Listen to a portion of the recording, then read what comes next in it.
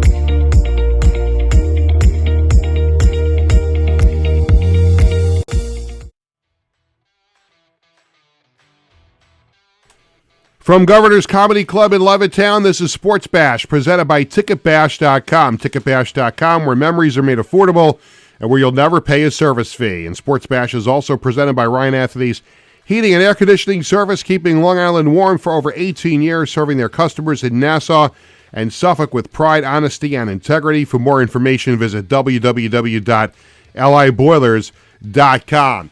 Hi again, everybody. Happy Tuesday. Welcome to Sports Bash. I'm Peter Schwartz. Phone number to call is 516-465-3990. Make sure you're subscribing to Govs Comedy Club podcast channel on YouTube and follow along Sports Bash Media on X, Instagram, and Facebook. And you can also listen to Sports Bash on Apple Music and Spotify. Coming up on the show, we're going to be joined by Gotham FC forward Katie Stengel. We'll talk to her about winning the championship again the other night, second time in 3 years that Gotham FC has won the National Women's Soccer League championship. And if you actually think about it, it's kind of interesting. We have such a drought in New York, New Jersey, winning the major championships. I think the last major championship won by a New York or New Jersey team was the Giants in the 2011 season. And before that, it was the Yankees in 2009. But if you look at the last now 4 championships won in New York, New Jersey, and I'm not including lower level leagues of those particular sports, because you can look at lower level soccer teams that have won championships, but just of the major secondary sports, the Liberty won the WNBA championship last year. You had Gotham FC has won 2 of the last 3 years, and NYCFC won the MLS championship a number of years ago. And that's been it since the Giants won the Super Bowl. And look, I know people will be cynical and say, well, it doesn't matter. It's women's soccer, it's women's basketball, it's Major League Soccer. The only thing that counts are the 4 majors. But it's still, people go to the games, they have a fan base. I'll tell you right now, my son Jared and I, we love going to the Liberty games, and Barclays Center is packed for those games. So people care. Gotham started doing so well that they moved to Red Bull Arena, which I think is now Sports Illustrated Stadium, but they draw good crowds there too. So these teams have their fan bases. NYCFC's got a passionate fan base at Yankee Stadium, and they're going to be moving to a new stadium right next to Citi Field. So it's worth talking about it, and that's what we're here for on the show, is not just to talk about the 4 majors, but there are other teams in town that warrant coverage, and that's why we do that here on the show. So we'll talk to Katie Stengel, and she actually scored a huge goal in extra time in their quarterfinal win over Kansas City, and that got them to the semifinal. Kansas City was the number 1 seed in the playoffs, and they had a record-breaking regular season, but Gotham FC knocked them off, and we'll talk to Katie Stengel about that as well. Later in the show, we'll also talk about the Nassau County Senior Bowl football game coming up on Thanksgiving morning. It's the best of the best when it comes to seniors. Players will be playing their last high school football game. Now, there'll be a number of seniors that are going to not be in the game because they're playing in the Long Island Championships this coming weekend. But everybody else from the 4 conferences of high school football in Nassau County will be playing in this all-star game, and they do it every Thanksgiving morning, and it's a wonderful event.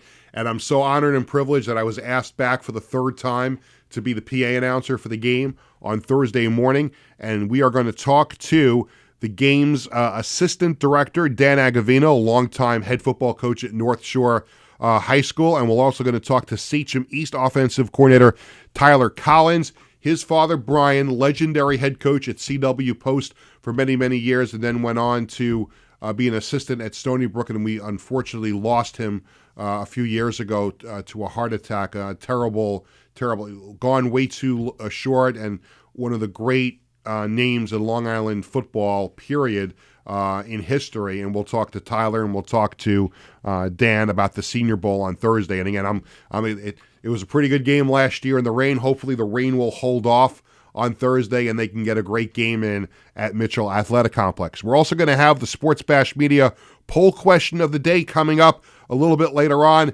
and it's specific to Yankee fans. And I picked this question myself this morning because something happened yesterday that really pissed me off. Tony, you gave a little shrug there, like, I thought I saw a little shrug out of the corner of your eye. No, you saw my eyebrows raised. Raised when I said I got a little pissed off Yes. at something. Yeah, so I get meant nervous. some sort of body movement whenever I say something like that, and it kind of startles you. Right? I get nervous. When you get mad, that's when you're Right. yelling and cursing. And by the way, that's Tony Walker, my producer, and also the host of the Knock 'em Dead comedy show Monday through Friday from 11 to 12:30. I expect you to be on your best behavior today because we have a guest in the studio. I'm today. trying my best. Leanne Burgess, who is our brand new social media coordinator, is in the studio with us saying hello and watching the nonsense that we do here on the show. And she's going to try and figure out some way to get us some more publicity and things like that. It might be her most challenging position since she's been in social media and marketing, but we hope that we can do a good enough job.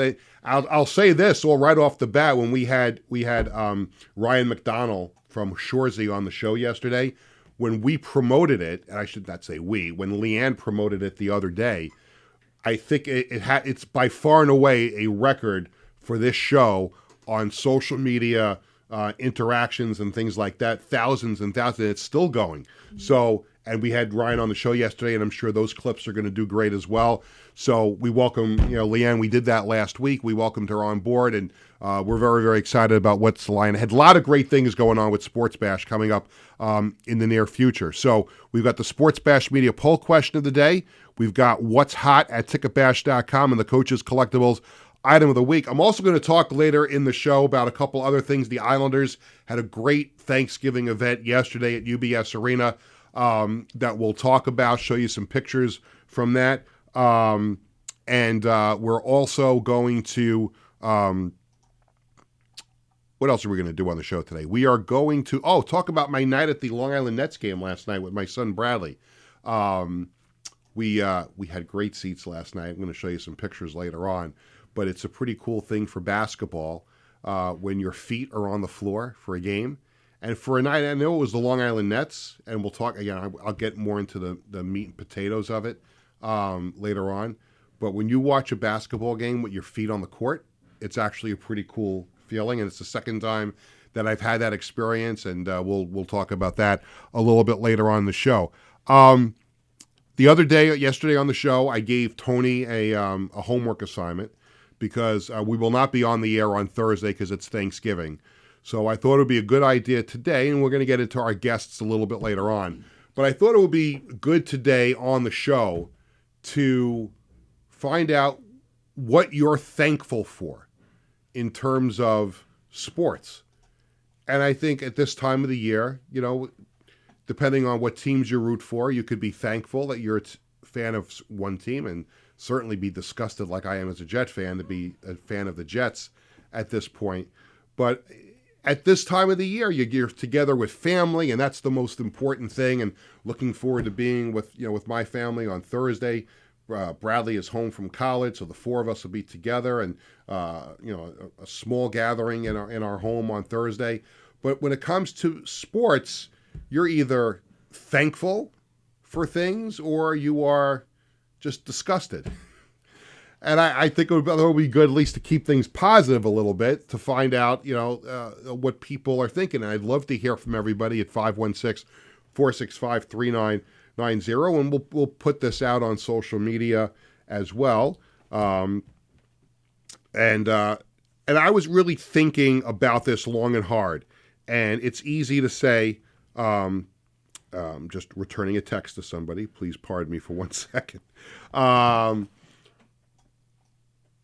When I think of sports now, there's one thing that comes to my mind sports-wise, and I'll every week on the show during the fall, I had that segment, Dad's Time to Brag, and I'm very, very proud of my kids' accomplishments in sports, both Bradley and Jared, and I could talk about that in a little bit. But I want to keep the conversation to professional sports and even major college sports. But when I think about what I am thankful for right now, and it's easy, there was no debate in my mind when I thought about doing this on the show today. It was a slam dunk. There's no question what I'm most thankful for in sports right now, and that person is Matthew Schaefer. And there's no other, to me right now, that's what I'm thankful for. And again, as an Islanders fan, growing up, I lived through the 4 Stanley Cups, and I am so thankful that I had that in my childhood. But it hasn't been that easy since then to be an Islander fan. We've had some nice little runs like a few years ago in '93 and things like that. But, the last couple of years have not gone very well at all. And when you think about the Islanders going into the draft and they had a 3.5% chance to win that draft lottery, it just doesn't happen. And you got all those ping pong balls have to go in the right spot and everything. And I remember being with my son Jared at the Knicks watch party at the Garden that night. We were watching game 1 of the Knicks-Celtics playoff series, and I didn't even think about just following all on Twitter because I like 3.5% chance. There's no way. And all of a sudden, while we're in the game, like my phone starts buzzing and buzzing and buzzing and buzzing. I'm like, who's like bothering me right now? And I looked, and it was all like messages on Twitter and text. Can you believe they won the lottery? And I'm like, what? And the Islanders won the draft lottery, and they got to pick Matthew Schaefer. And again, at the time, he's 17 years old. 17. How many players at 17, 18 years old make it in their first year in the NHL? Most kids have to go back to juniors. They got to go to the AHL. They go back to college, whatever. Like, to play in the National Hockey League, and he just turned 18 years old in September. Like, that's the most amazing part of the story. And obviously the heartwarming part of the story is what he went through, losing his mom to cancer, and also his, I always keep forgetting the name. Tony looked it up, like the mother that takes care of the junior hockey players. I think it's Billette. Did we look that up? I think Tony. Sure. Yeah. What are you giving me an attitude for a couple days before Thanksgiving? I think it was Billette, wasn't it? Like the Billette mom. Like when you play junior hockey, you are taken in by a family, and I think the name of the term is Billette, if I'm not mistaken. But in any event, in a short amount of time, he lost his mother to cancer, and the Billette mother, I believe committed suicide. Billette. I was right. Yes, Billette. So the Billette mother committed suicide, and his birth mother passed away because of cancer. And this was pretty cool the other day. Listen, not that there's anything cool about cancer or anything like that. It's a hideous disease. But the Islanders had their Hockey Fights Cancer game on Saturday. And it just so happened, I don't know how many people realize this, it just so happened that Saturday was Matthew Schaefer's mom's birthday. And that's why the Islanders picked that game for their Hockey Fights Cancer. And I would have bet dollars to donuts he would have scored a goal. He's off to such a great start this season. I would have bet dollars to just the way the things worked out this year so far with how good he's played, and the Islanders after the slow start are now in second place in the Metropolitan Division. I would have bet dollars to donuts that he was going to score a goal, at least get an assist in the game. It didn't work out, and they lost the game 2-1. But that's irrelevant to the situation. But what this kid has meant to the Islanders organization, and what he has meant to Islander fans, to have, it's not every day you draft a superstar, and that's what he's going to be. I don't know if you want to call him a superstar right now, but he's certainly playing like one. He's talking like one for 18 years old, and I've had the chance to interview him a number of times already, and you don't even think you're talking about an 18-year-old kid. And he's like, my son is going to be 20 on December 2nd. I have a son that's 2 years older than him. Like that's mind-boggling to me. And this kid has been so good, and he has rejuvenated this franchise. He's got Islander fans like myself excited beyond belief. They can't keep Matthew Schaefer jerseys in the Islanders team store fast enough. And luckily now they have the technology in the store at UBS Arena and also at Northwell Health that they can, if they have blank jerseys, they can just make them up. Like back when I was growing up going to games, first of all, there was a time where you couldn't buy jerseys at games. Like it was very, very hard. I remember my first Islander jersey, my parents got for me. I don't even think it was official, but they bought it for me at the Roosevelt Raceway Flea Market. Who remembers the Roosevelt Raceway Flea Market? Tony? Leanne? No, you're a little younger than us. So there was a sporting goods guy at the Roosevelt Raceway Flea Market, and he sold I have to think they were knockoff jerseys before they were knockoff jerseys now. And so we got the blank jersey, and then we brought it to, there was a store called East Meadow Sports in East Meadow, of course, in the shopping center that now, where Modell's used to be, and now it's Lidl, whatever's the supermarket, Lidl. Yeah. So East Meadow Sports was in that shopping center there, and we put Bossy 22 on the back of it, and that's my first Islander jersey, and I got it. It was lucky later on I got it autographed by Bossy, and I have it in the house. But you couldn't get jerseys that easily back then. Now you can get them just about anywhere, and certainly if you go to an Islanders game, you can get anything made up on the jersey. You order it beforehand, you get it by the second period or even the third period. So they are going crazy with the Matthew Schaefer jerseys. And long point to my ultimate destination here is that when I am asked about what are you most thankful for as a sports fan right now, and I think of Matthew Schaefer, because not just on the ice, but just the fact that he is now this role model for young kids growing up playing hockey. Like, again, he's 18 years old, and I don't think you can overstate that. The fact that this kid is 18 years old, he's playing like he's a 28-year-old. That's the type of confidence he's playing with on the ice right now, and just he is exactly what this franchise needed. Think about what has happened in the offseason since the Islanders did not make the playoffs last year. Lou Lamoriello left as the GM, replaced by Matthew Darche. And before Matthew Darche took over, remember, Lou Lamoriello left. The Islanders won the draft lottery. They didn't even have a GM in place when they won the draft lottery. So how about Matthew Darche in his interview process? What are you going to do with the first overall? I'm sure that was a question when they're interviewing Matthew Darche for the job. What do you think you'll do? And I'm sure he said he would draft Matthew Schaefer. And there he is given the keys to the castle. He gets to draft Matthew Schaefer with the first overall pick. And just everything that has happened. There's so many other good things, not just Schaefer, that has happened to the Islanders. It's Darche, it's Max Shabanoff.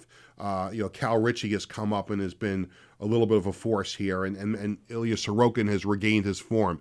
But ultimately, this season right now has basically been all about the Islanders just winning the lottery, whatever, rabbit's foot, whatever you want to talk about, good luck charm that the Islanders have had. It's all about Matthew Schaefer. And for me as a sports fan right now, I can tell you I'm not thankful about the Jets at all.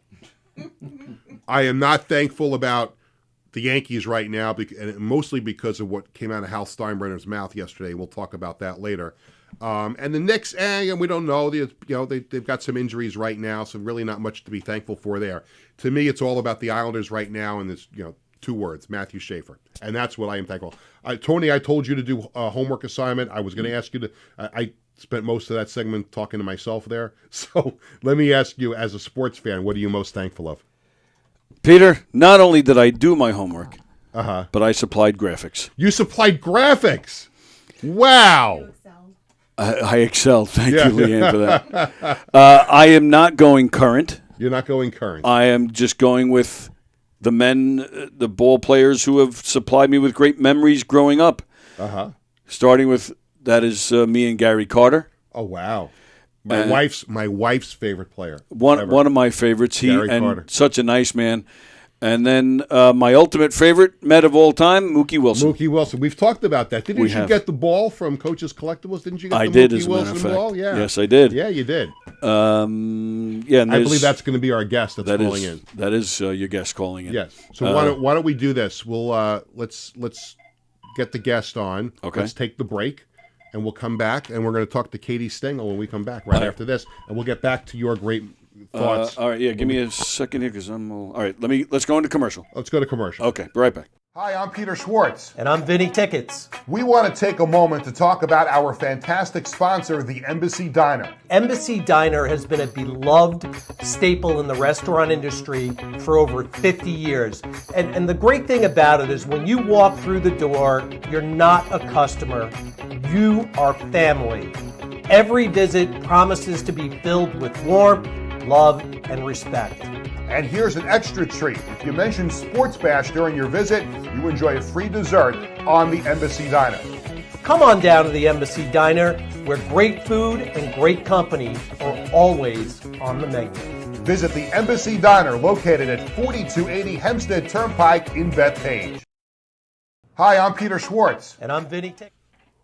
Welcome back to Sports Bash, presented by TicketBash.com and the Ryan Anthony Head Start Fund. I'm Peter Schwartz. Welcome to the program on this Tuesday. And as I mentioned at the top, it's been very, very difficult for the teams in the four major sports in the New York area to win a championship in recent years. But it seems like it's the secondary sports. I don't want to put a bad light on the secondary sports because I love soccer and I love going to WNBA games, especially soccer. We've had a lot of championships in this area in the last few years, and 2 times in the last 3 years now, Gotham FC has captured the National Women's Soccer League championship, including this past Saturday night when they beat Washington 1-0 in San Jose, California. And on the line with us right now is a member of the 2025 and also 2023 NWSL champion Gotham FC. We welcome in forward Katie Stengel. Katie, it's Peter. How are you? I'm good, Peter. How are you? I'm doing great. Congratulations to you and your teammates, your coaches, and the entire organization. I know the last few days has been kind of a whirlwind for you, being out west, winning the championship, coming home. You had the celebration at City Hall yesterday. Can you kind of put into words what the last, 48 to 72 hours has been like for you and your teammates?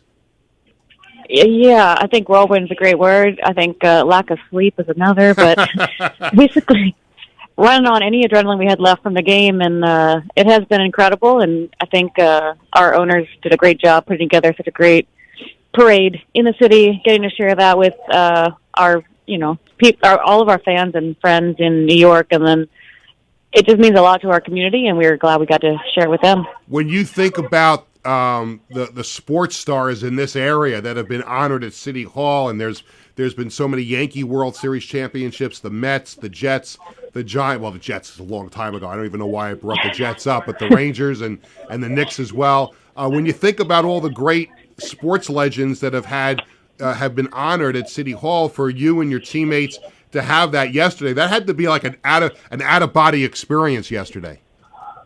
Yeah, it was. We took many moments just to look back and be like, where are we and how did we get here? And yeah, huge moment for us, especially when, a couple of years ago, soccer wasn't really that big a deal to most sports fans. So it's nice that we get to have big celebratory moments like that now. 2 times now in 3 years, you and the rest of Gotham FC have won a championship, and it's kind of, I don't know if silly is the right word. Nah, maybe it's early to throw out the D word, dynasty. But 2 times in 3 years is pretty significant, and I know what the work it takes to winning one championship, much less 2 in 3 years. Can you talk about that accomplishment of not just winning it a few years ago, but keeping the organization consistent enough and adding to it and being able to win it again this year? Yeah, I think that just shows how well our GM and our ownership has done putting together an incredible team, both players and staff, and we've been able to have a lot of success the last couple of years, but like you said, it's very hard to repeat. It's very hard to stay consistent, so I think that shows, how hard we've worked on and off the field, and I think you always have a little luck, but then, there is a ton of talent on this roster, and I think that's shown in a lot of our performances, even this past weekend. We're talking to forward Katie Stengel from the Gotham FC soccer team, now NWSL champions for the second time in 3 years. Before you got to the championship game, there were a couple of rounds before in the quarterfinals. You guys are tasked with trying to beat the number 1 seed Kansas City, and you do it in extra time. You score the game-winning goal, and you also had a big goal a couple of years ago in the playoffs as well. For you personally, I know it's all about the team, but for you personally, what was that adrenaline rush like for you, scoring a goal so late in the game past the 120-minute mark? I think for me personally, it's a huge accomplishment and something I'll always look back on, and I'm on a team with a ton of star talent, and just to be able to be a part of that group has been impressive, and that the fact that I can play my role and get to contribute on both runs has been great. And yeah, the adrenaline was incredible. You'll see in any photos, I just looked way too excited and shocked it even went in. So, yeah. Did you now? Why can't her name escape me? But why can't I think of her name? But when the United States women's team won the the World Cup and she ripped off her shirt. Why can't I think of her name? Brandy Chastain. Brandy Chastain, thank you. I'm sorry. If I had 30 more seconds, I would have come up with it. Did that come into your mind at all, that kind of exhilaration when you score a goal like that? 100%. I wish I was cool enough to come up with great celebrations, but just start jumping up and down, and then it's just sharing that moment with your teammates who are just leaping onto you, and you're just hoping to stay on your feet. So, whirlwind, adrenaline, everything was going all at the same time.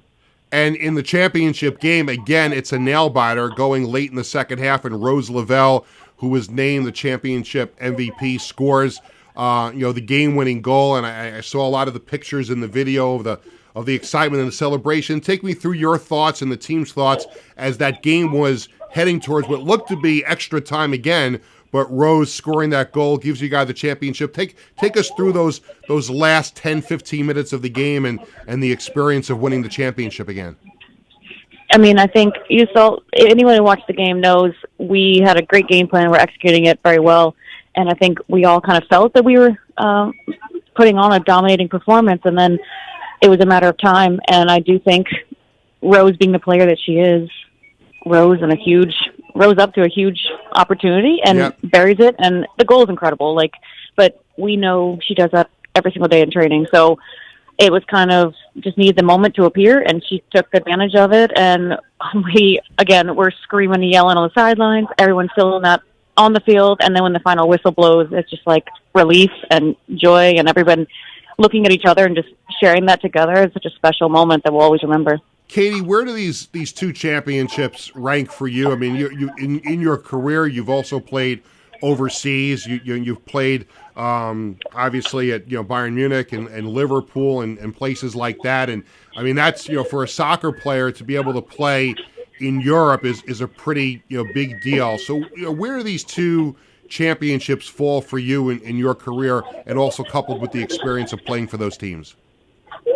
I mean, I'll always cherish those championships, and I think anytime anyone can be on a winning team, it's something to be proud of and that you'll always look back on. But I think just because these happened just yesterday, it's fresh in your mind. So, of course, it's kind of hard to compare to ones that I feel like were decades ago at this point.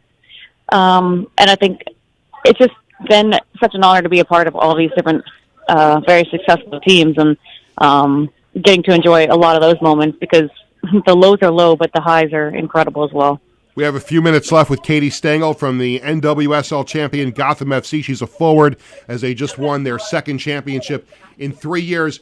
Talk to me about the growth of women's soccer and the NWSL. And I know the commissioner, Jessica Berman, has done a great job with that league, and she has the experience all those years with the NHL, and then went to the National Lacrosse League, and now growing your league. Talk to me about the growth of the league and how it's just exploded, because in some of those markets, the teams are drawing huge crowds. You guys get big crowds in New Jersey as well. Talk about the growth of the league, especially since Jessica took over. Yeah, I think you can see, I was in the league several years ago, and then did a couple, back and forth between Europe, and every time I've come back, it's just been like, oh, wow, we have this now, and this is a new setup. And I think, when I first started, I was living in the host family, doing my own laundry, driving, 45 minutes, and it was a lot smaller back then. Yeah. And so the feeling was a lot more intimate. But then you've just seen the fan base grow, and you've seen how markets have just blown up. In Kansas City, you walk down the street and you kind of recognize, and that doesn't happen, especially in women's soccer. So it's very exciting to be a part of, and I think the future is very bright for women's soccer.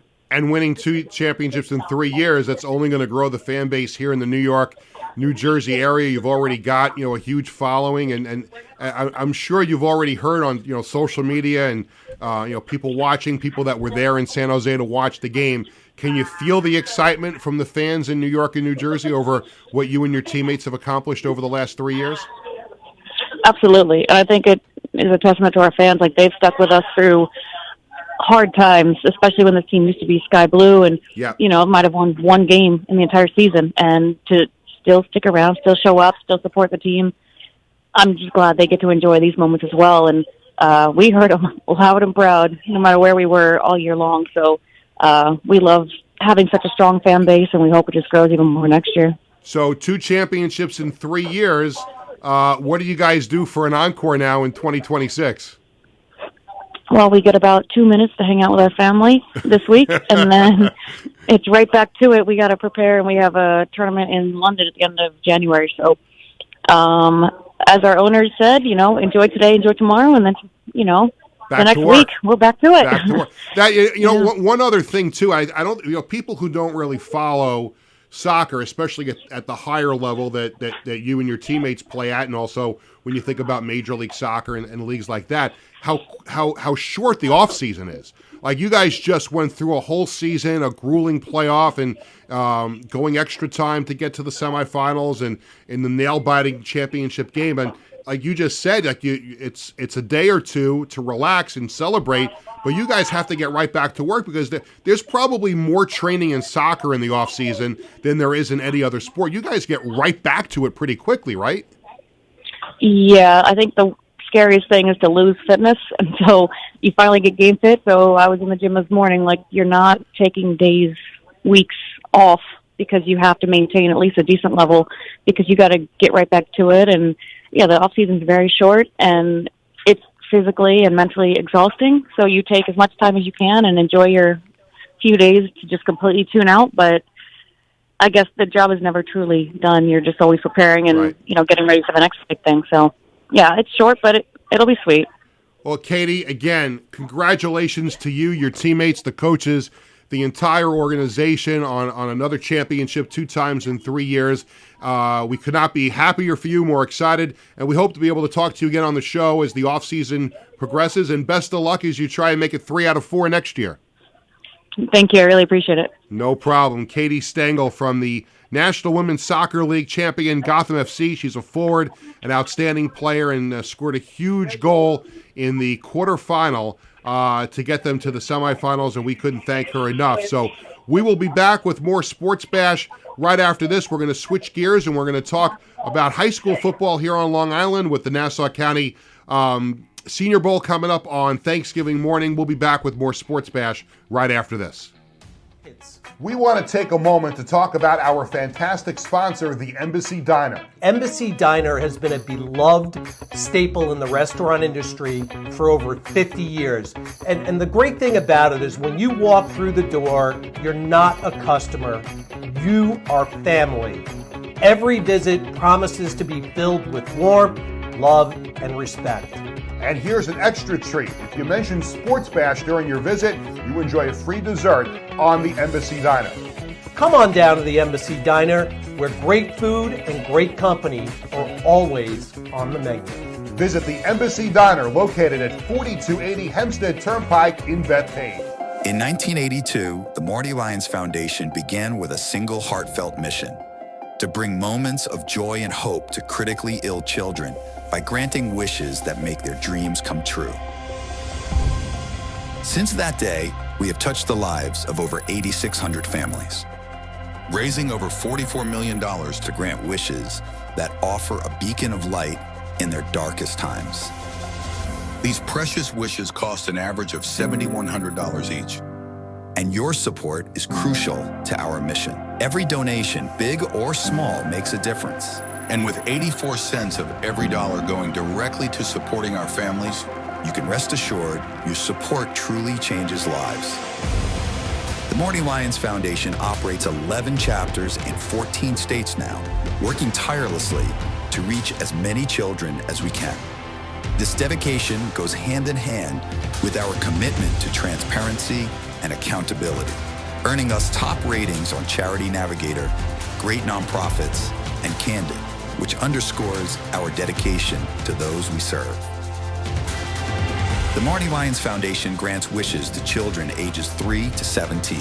And what really makes this foundation so special is our willingness to grant not only a first wish, but also consider a second wish to a child who continues to battle a life-threatening illness.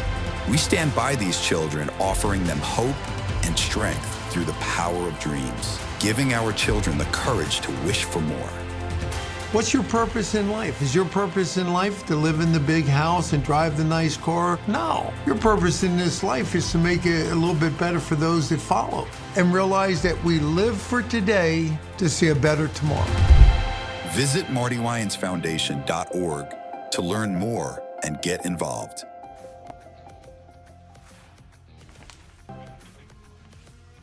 Welcome back to Sports Bash, presented by TicketBash.com and the Ryan Anthony Heating and Air Conditioning Service. I'm Peter Schwartz. Again, many thanks.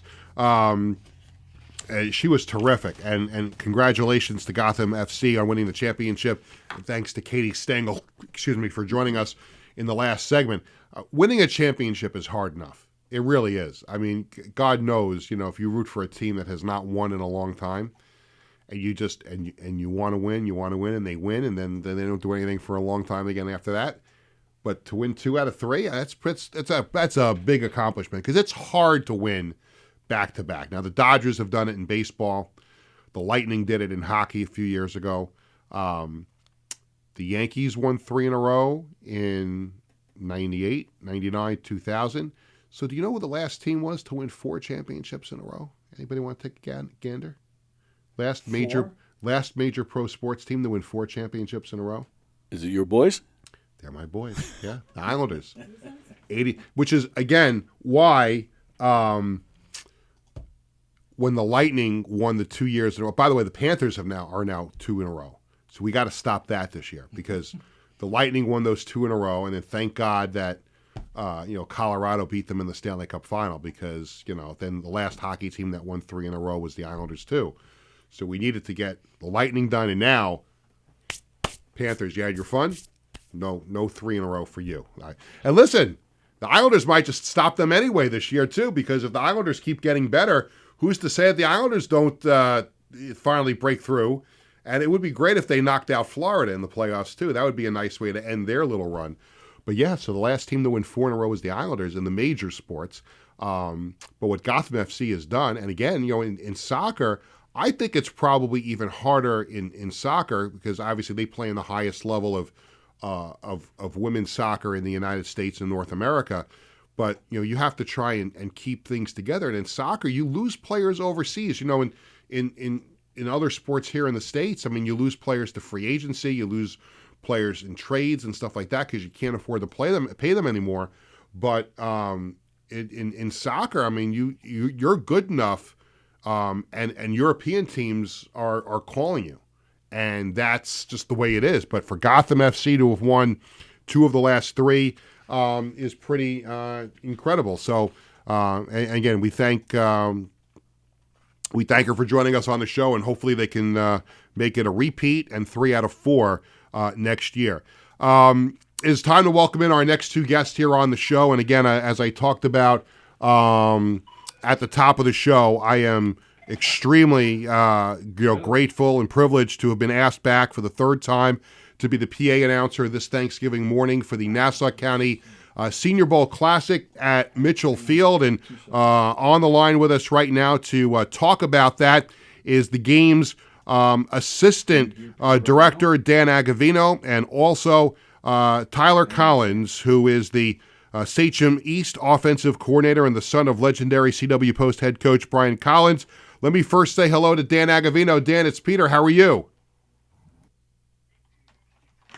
No. Okay. Yeah, we don't hear you. Don't. Do you have? Do you? All right. Let's. We're having a little technical problem with Dan. Let's go to Tyler. Tyler, can you hear me?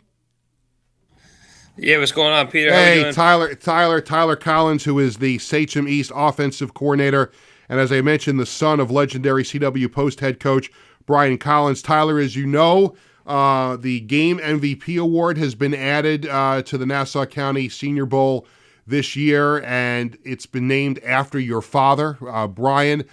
Just from your perspective and your family's perspective, what does it mean to have this award named after your dad? Yeah, it's a big honor. Some of my favorite memories were going to the games with my dad. He would take me down to the Nassau game. Even when I was younger, the Nassau versus Suffolk All-Star game at Stony Brook every Thanksgiving. That was some great memories. And then later on, the Nassau and Suffolk All-Star games. And, he would really he would really spend time going down to the practices, to the Suffolk practices, to the Nassau practices, meeting the players, meeting the coaches, getting to know them, and I think it was important for him to do that. And it's a very big honor to get this MVP named after him, and I really look forward to going and seeing some great football being played that day. Yeah, knowing your dad like I did, and obviously what he meant to football on Long Island, again, not just at the college level, but also high school. I know how important it was for him to bring as much Long Island talent, keep Long Island talent here on the island, bring them to CW Post, and then to LIU, and then to Stony Brook, where he was an assistant coach. And obviously, you knew your dad as well, better than anybody. What did it mean to him to try to keep the best of Long Island players home here on Long Island? Yeah, that was a big thing. That was he wanted the core players and the foundation players to come from Long Island, and he trusted the coaches out here that they did a great job. Sorry, we have our bells in our school, but they just did a great job coaching the kids and giving him his honest feedback. And I was just watching some film. I have it on my Huddle platform that I could watch some old post stuff, and I'm looking around and Huntington and John Glenn and William Floyd and Sachem and all these players from Long Island all on the team, starting on our offense, starting on our defense, and really made the foundation of our team. And I think that was big. It was a connection not only on the football field, but we would go and hang out in the off season, work out together, see each other all summer. It was a big thing. It made our team much stronger to have that connection from Long Island. Can we give Dan another shot here? Do we think we have him on? Give it a shot. Dan, can you hear me now? I can now. Can you hear me? Oh, there we go. Outstanding work. Yes. All right. Dan Agavino, who for many years was the director of the Nassau County Senior Bowl, and now he is assisting John Palladino and still very, very heavily involved in this game. Dan, what does it mean once again to be able to present this game on Thanksgiving morning and, aside from the players that are still going to be playing in the Long Island Championships, but to have the best of the best when it comes to seniors in Nassau County football playing in this All-Star game on Thursday? Yeah, I mean, family-funded football on Thanksgiving. It doesn't get any better than that, and it's exciting to be able to do it each and every year. I've been involved in the game since 1995 when I was the JV coach at MacArthur, and I've been doing it ever since. And it's really exciting to work with this caliber of athlete, and especially this year joining up with Tyler Collins and the Coach Brian Collins Foundation. And what makes this very, very special is for a lot of these players, this could be the last time that they ever step onto a football field. Not everybody gets to go on and play college football. So when you select these players to go to the game, the excitement level for them and their families must be through the roof that they get to play, in some cases, one final high school football game, and they get to do it on this kind of stage.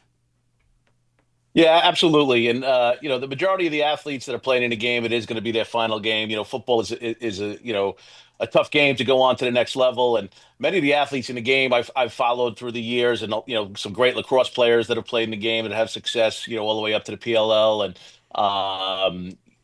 baseball guys and stuff like that. But, when you get that football guy that plays in the game and you see them at the next level, whether it's D3, D2, or D1 football, it's exciting. And they're out there. It's going to be. I was out there watching them last night, and there's some great athletes out there. How did the game originate? What was the thinking behind creating this game? I guess it was a while ago. I don't know if it was 15 years or more than that. What was the thinking behind starting this game some time ago? So this game was created actually in the 1960s. Okay. Pete Semino was the president of Coaches Association, a few other guys back before I was even born.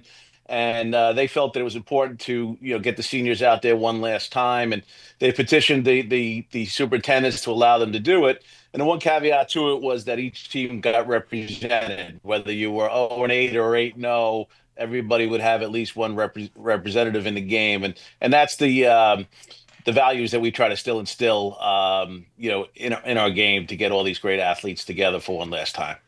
Tyler, what do you look for in this game? Obviously, it's different than a regular season or a playoff high school game. It's an all-star classic, and it's meant to have fun, and the players want to try and do their best in their last game. But for you now as a coach and following in your father's footsteps, what do you look for in a game like this on Thanksgiving morning?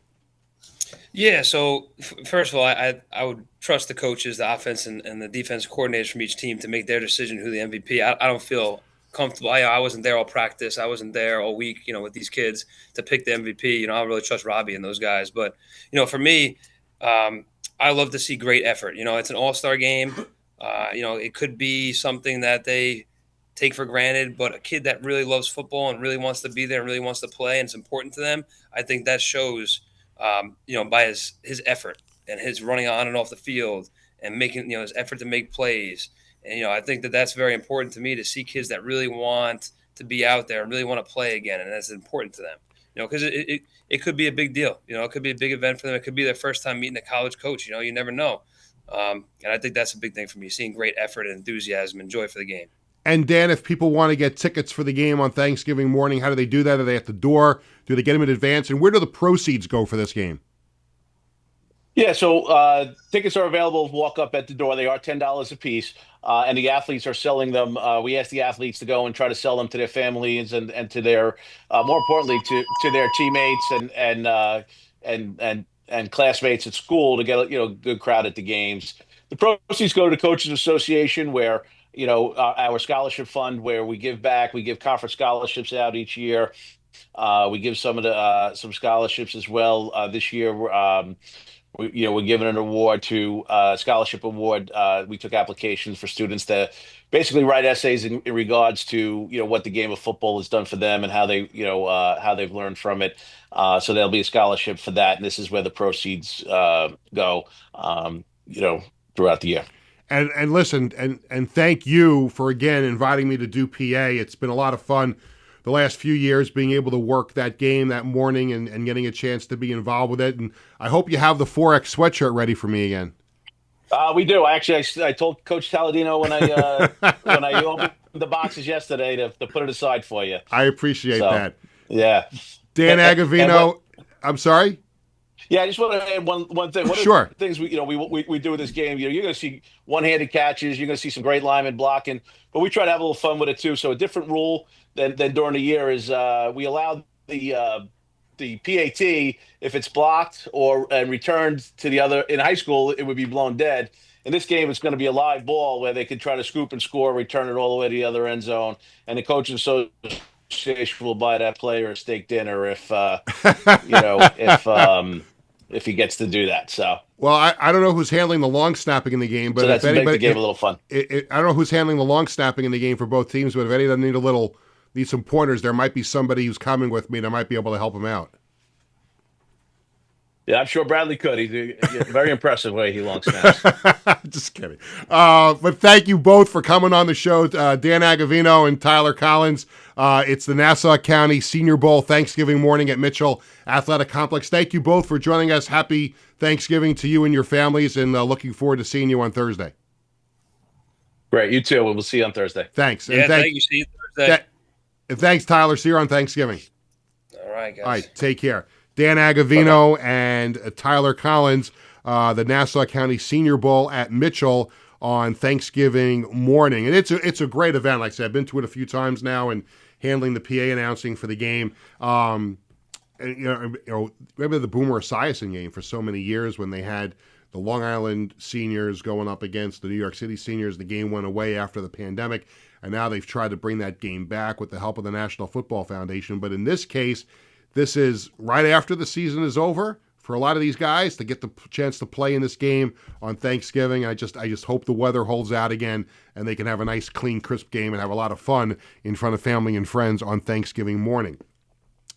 Let's move on to some other business before we say goodbye in about 10 minutes. It's time for the Sports Bash Media poll question of the day, and it's brought to you by the Embassy Diner located at 4280 Hempstead Turnpike in Bethpage. Every customer is considered family at the Embassy Diner. Mention Sports Bash and get a free dessert with your meal. And we post a poll question every Tuesday and Thursday on the Sports Bash Media X/Twitter page. In this case, this week, we did one yesterday and again today with no show on Thanksgiving. And this is for Yankee fans. I teased this before. Yankee fans, what do you think of owner Hal Steinbrenner suggesting to the media yesterday that the Yankees don't turn a profit? He kind of suggested when it was brought up by a reporter and talking about all this money that the Yankees generate and why they seem hesitant to, like Hal's dad used to do all the time, whatever it took, they went above and beyond. If it meant going $20 million more, $30 million more, like, why don't the Yankees do that anymore? And why does Hal talk about trying to get the payroll down a little bit? And he kind of suggested, this idea that we make money, it might not be true. So you have three choices on the poll today. One is baloney, they print money. The next thing is, I agree with Hal, the Yankees lose money. And another choice you would have is, I don't care, just win. And I fall in the category of, it's baloney, the Yankees print money. Let's be fair here, come on. I know it's a family business, and maybe Hal wants to run the Yankees a little differently than his dad did, and his father, God rest his soul, and he should be in the Hall of Fame. But he always took every penny that the Yankees made and put it right back in the team. And he did whatever he could. Sometimes it bothered me a little bit that, he got infatuated with going and getting somebody else's free agent and not bringing back somebody that was on the Yankees. He did that a few times, but for the most part, George always went the extra mile to make sure that the Yankees were a winning franchise. In this case, there's just something that rubs Yankee fans the wrong way about Hal Steinbrenner, and I just don't get it. I mean, there's still, it's easy to say, I'm going to say it anyway, but you act like the Yankees. Like, can you act like the Yankees and step on people's throats again like you used to all the time? I mean, that's when it was fun. I know it was not fun for Tony, because I'm a Met fan, or my family, the rest of my family Met fans. But, like, that's what the Yankees were under George. I mean, you are a winning team and you want to get better, you step on the throats and you go and you do it. And the Yankees haven't acted like the Yankees in a very long time. Yes, they'll go out and sign a big-ticket free agent. But do they go the extra mile? Will they post more money to get a Japanese player? Can they do that? And it just seems like the Yankees don't want to do that. And the suggestion that the Yankees maybe lose money because you have to pay the city $100 million and whatever costs there are. Have you been to Yankee Stadium recently? Have you seen any empty seats? I mean, they're basically full every single game. Do you know what it costs to park your car at Yankee Stadium now? $50. Do you know what it costs to get? Excuse me. Do you know what it costs for your family of four to go to the concession stand and get some food? Now, I'm lucky when the four of us go to a Yankee game.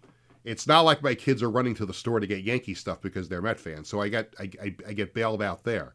But how about the family of four that brings their kids to the game and they have to run and get all that food and get all the souvenirs and the money that they generate from the Yes Network and all that stuff, and you're trying to get this idea across that you are not making money? I mean, come on, please. It's enough. It's enough. So I'm going with baloney. They print money. What's hot at ticketbash.com? Well, there's a lot. On the sports calendar, the Islanders host the Bruins Wednesday night at UBS Arena. It is Matt Barzal bobblehead night, and I am very much looking forward to adding my 723rd bobblehead. That's an exaggeration number, but I think it seems like that in the house with a lot of bobbleheads. But we're going to add another one tomorrow night, the Matt Barzal bobblehead doll. And did you see the other night on the Islander game, Cal Clutterbuck and Shannon Hogan unveiling the giant Matt Barzal bobblehead that you'll be able to take a picture with at the game tomorrow night? They did it in between periods. It's actually a pretty impressive bobblehead. It actually looks, sometimes these bobbleheads don't look like the people that they're supposed to look like. This one is really, really cool. And I wonder, I didn't get to go to practice today, but I wonder what Matt Barzal thinks about it, because a lot of players sometimes when the bobblehead comes out, they don't like it because it doesn't really look like them. In this case, I think they did a really, really good job. And by the way, and they have three bobbleheads this year. It's Barzal, it's Bo Horvat, and why can't I think of who the third? There's a third bobblehead, and I can't think. It's Barzal, it's Bo Horvat. It might be a legend. It might be an older player that they're giving out too. But there's three of them this year, and I can't think of the third one, but looking forward to seeing the other ones as well. Also Wednesday night, the Devils host the Blues at Prudential Center. The Knicks will host the Bucks Friday night at the Garden. Saturday night, it's college hockey at the Garden. Cornell takes on Boston University, and if you're an Islanders fan and you've got nothing to do on Saturday night, you might want to try and find a ticket to see that game so you can see Cole Eiserman playing for Boston University at Madison Square Garden on Saturday night. And then on Sunday, the Jets host the Falcons at MetLife Stadium. And by the way, for those who follow me on social media, once in a while I hit on something on my socials. Sometimes I'll post something, get 2, 3, 4 likes. I hit on something yesterday because my good friends at the Gotham City Crew, they posted something about MetLife Stadium yesterday. Like, what do you think? Because they had just gone to Baltimore the day before to go see the Jets-Ravens game. But by the way, M&T Bank Stadium is beautiful. I didn't go on Sunday, but I've been there a couple of times before. The place is absolutely magnificent. And again, it just brings up just how crappy MetLife Stadium is, and like what a waste of money it was. It looks like a furnace or whatever you want to call it from the outside. So Gotham City Crew put a tweet out the other day about it, and I retweeted, and I said something to the effect of, well, MetLife Stadium is just garbage. I mean, it's just like the Jets and Giants made a huge mistake in building this place. It's ugly. It's got no character. I don't know. I literally do not know a Jet or Giant fan that likes MetLife Stadium. It's a disaster getting there. It's a disaster coming home. It's a miserable place to go to see a game. But for some reason, I keep going. It's just, whatever it is. But I got almost 1,000 likes on that tweet yesterday. I guess maybe I struck a chord with other Jet fans and Giant fans because, let's be honest, I did not like going to Jet games at Giant Stadium because especially when you drive up Route 3 and you used to drive up the hill down and you would see Giant Stadium. You see the big blue sign that said Giant Stadium, and I'm going to a Jet game. It hurt, but that place was great. That was a football stadium. It had character. It was loud. To me, it was fan friendly. I loved that place. And then they replaced it with a piece of crap like MetLife Stadium.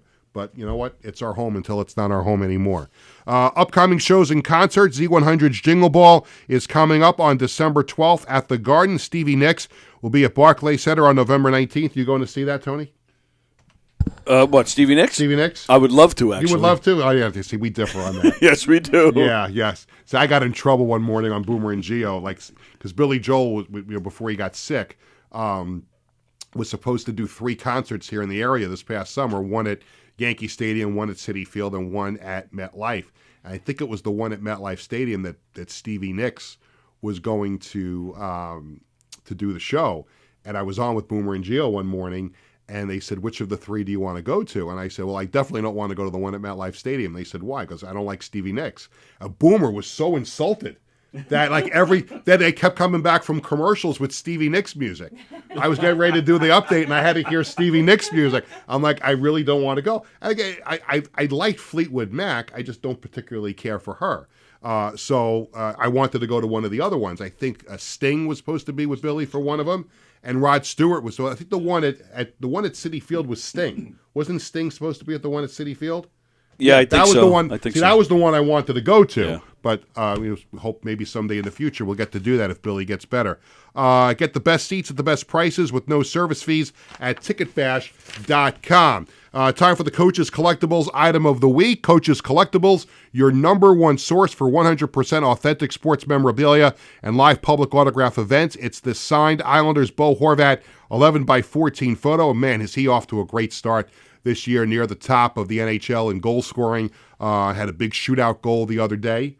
I'm sorry? No, I'm sorry. Go ahead. Oh, you were gesturing. I'm talking to somebody. Oh, you were talking to someone. Live television, everybody. There you go. He's going like this.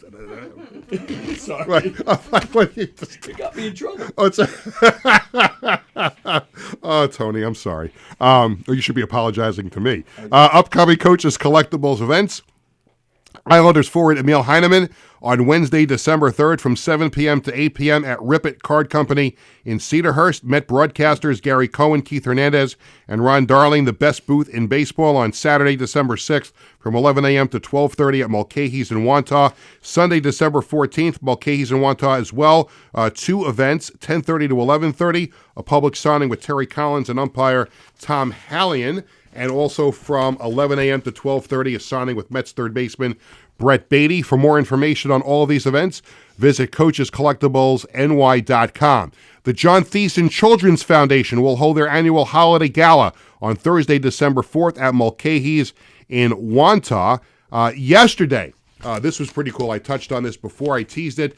I want to talk about this yesterday. And the Islanders, and listen, I know maybe I'm a little biased in this whole thing, but I've talked about on the show before, the Islanders in their history have done such a great job giving back to the community, and yesterday was another example of that. At UBS Arena yesterday, the Islanders partnered with UBS to provide 200 Thanksgiving meals to families in the Elmont area, and we're looking at some pictures courtesy of the Islanders from yesterday. Islanders legend Butch Goring was there.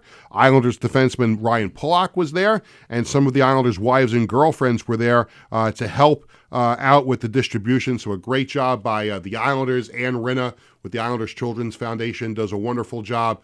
All those people with the Islanders, and kudos to Butch Goring and Ryan Pulock and the players' wives and girlfriends for attending. I don't like to lose things. Like, I'm not really a good loser when my teams lose, or if I lose a video game to my kids. Like, I don't really like to lose. But listen, sometimes in life you have to do that. And I'm pretty fortunate in my career that generally most times I've needed tickets for something, I've gotten it.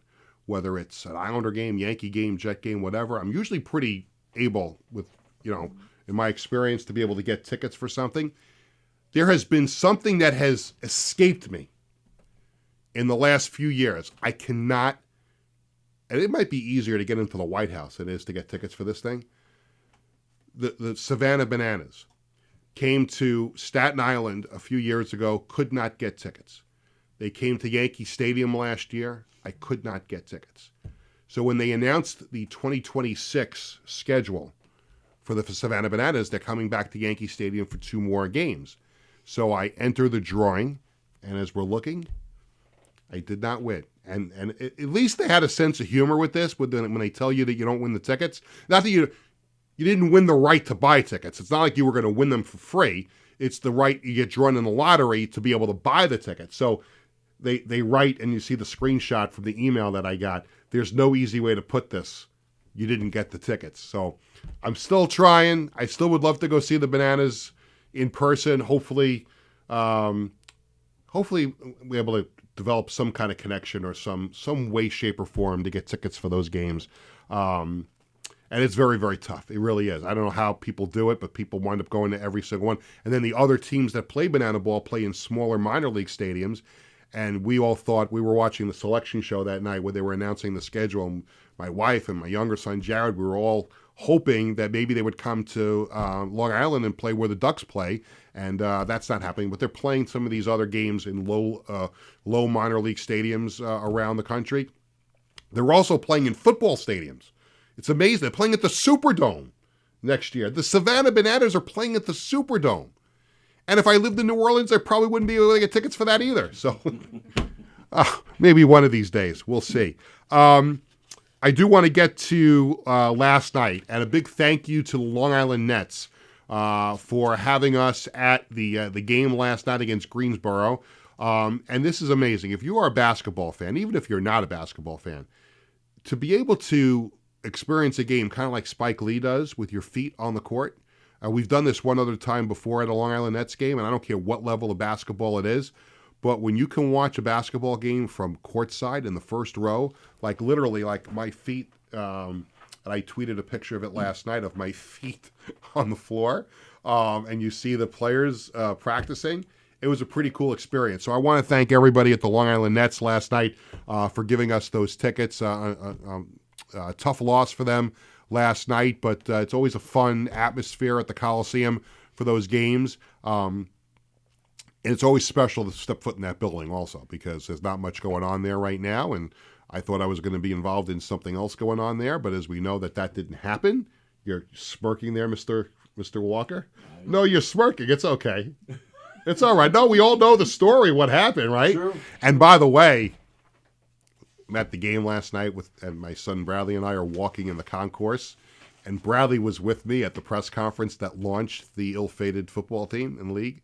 And he goes, "Dad, you remember what happened in that room?" I said, "Yeah, I know. We had the press conference in that room." And as we're standing there in the hallway talking, somebody comes up to me, recognizes me, and said, "You Peter Schwartz?" I said, "Yeah." He goes, "Oh, I bought Dragon season tickets." I'm like, "Oh, I'm sorry."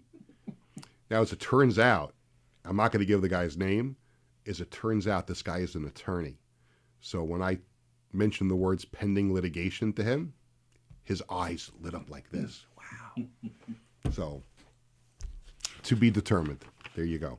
But thanks again to the Nets for a very enjoyable evening at Nassau Coliseum last night. No show this Thursday. It is Thanksgiving. We'll be back with another edition of Sports Bash 1 week from today. And that will do it. A little overtime. Tony's got the meter running, so let's get out of here. That'll do it for this edition of Sports Bash presented by TicketBash.com and the Ryan Anthony Heating and Air Conditioning Service.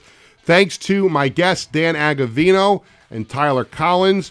And also a big thank you on the program. And again, they're still celebrating, but Katie Stengel from the NWSL champion, Gotham FC. She joined us here on the show as well. So thanks to Tony Walker, everyone here at Governors. Thanks to our social media coordinator, Leanne Burgess, who is in studio with us today, keeping an eye on everything. And her brain is like going a million miles an hour trying to figure out how to rein us in here and figure out how we can blow this thing up a little bit more, and I'm sure we're going to have that happen for us in the very near future. Sports Bash is sponsored by the Embassy Diner in Bethpage, Coach's Collectibles, and by the Marty Lyons Foundation. Thank you to everyone for watching and listening. Sports Bash is back next Tuesday at 1 o'clock. Have a great Thanksgiving, everybody. Enjoy the turkey, enjoy the stuffing, everything that goes along with it. Enjoy the football on Thanksgiving. Have a great week and a great weekend, and we'll catch you next Tuesday.